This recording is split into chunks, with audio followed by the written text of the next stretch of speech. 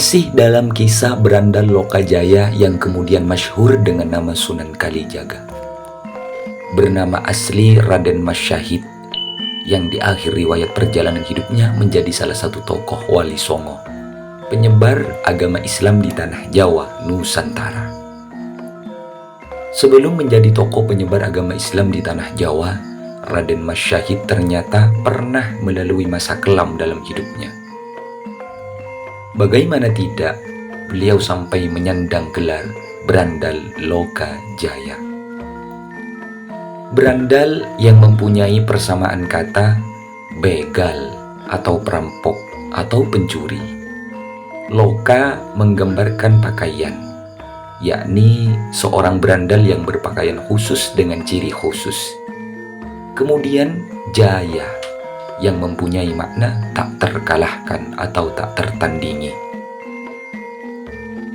Kisah ini dimulai dengan keprihatinan yang mendalam Raden Mas Syahid terhadap masyarakat Tuban yang pada waktu itu berada dalam kekuasaan kerajaan Mojopahit. Bagaimana tidak, rakyat Tuban diharuskan membayar upeti kepada kerajaan Mojopahit yang membuat rakyat Tuban menjalani kehidupan yang sangat sengsara. Berawal dari keprihatinan Raden Mas Syahid itulah, kemudian Raden Mas Syahid mempunyai pemikiran bagaimana cara untuk bisa mengakhiri kesengsaraan rakyat Tuban kala itu. Tumenggung Wilatikta, yakni penguasa Kadipaten Tuban yang kebetulan adalah ayahanda dari Raden Mas Syahid, juga masih menuruti perintah dari atasannya, yakni pemerintah kerajaan Mojopahit, untuk mengumpulkan upeti rakyat Tuban pada masa itu. Kekesalan Raden Mas Syahid menumbuhkan ide bahwa dia harus mencuri kekayaan yang berada di Kadipaten Tuban waktu itu, yang kemudian hasil jarahan tersebut dia bagi-bagikan kepada rakyat Tuban yang pada masa itu menghadapi kemarau panjang dan sengsara akibat harus membayar upeti. Tak berlangsung lama, perilaku Raden Mas Syahid yang mencuri kekayaan di gudang Kadipaten tercium oleh beberapa prajurit Kadipaten saat itu. Kemudian prajurit Kadipaten mengatur siasat untuk menangkap pencuri yang selalu mengambil harta di gudang Kadipaten. Hingga tiba satu saat, Raden Mas Syahid tertangkap basah. Dia dibawa ke hadapan Tumenggung Wilatikta yang kebetulan ayahanda dari Raden Mas Syahid. Merasa malu dan tercoreng nama baiknya, Tumenggung Wilatikta kemudian mengusir Raden Mas Syahid agar meninggalkan Kadipaten dan keluar dari keluarga Kadipaten. Pengusiran tersebut ternyata tidak membuat Raden Mas Syahid merasa jerah, malah sebaliknya, menambah kekesalan dan kemarahan di dalam hatinya.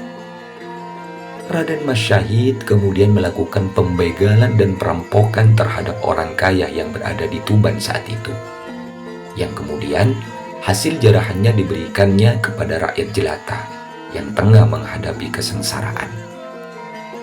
Hari demi hari terus berlanjut, aktivitas pembegalan kian merajalela. Tak hanya sendiri, Raden Mas Syahid menghimpun orang-orang yang mau untuk diajak kerjasama untuk melakukan perampokan dan pembegalan harta orang-orang kaya.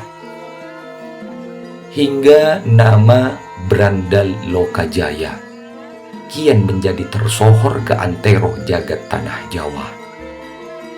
Orang miskin menyanjung perilaku aktivitas Berandal Lokajaya. Namun tak begitu halnya orang kaya yang malah melaknat tindakan Berandal Lokajaya tersebut. Namun karena kekuatan dan keberingasan Berandal Lokajaya, tak seorang pun berani menghentikan aktivitasnya.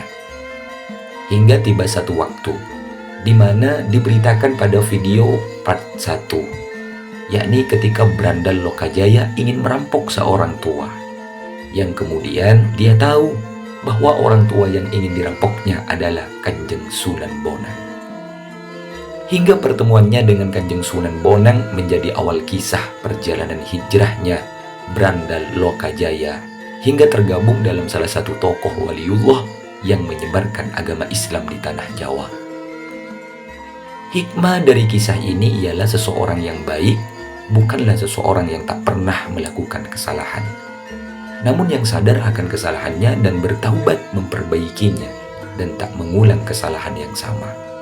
Semoga kisah ini melahirkan barokah dan kemanfaatan untuk kita semua. Amin ya Rabbal Alamin.